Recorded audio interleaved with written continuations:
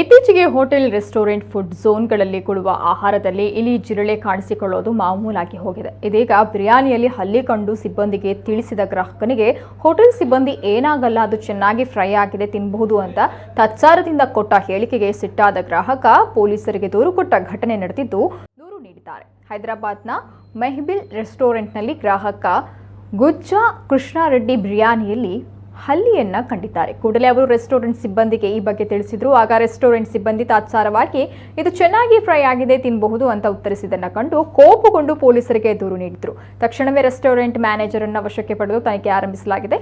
ಆಹಾರ ಸುರಕ್ಷತಾ ಅಧಿಕಾರಿಗಳು ರೆಸ್ಟೋರೆಂಟ್ನ ತಪಾಸಣೆಯನ್ನು ನಡೆಸಿದ್ದಾರೆ.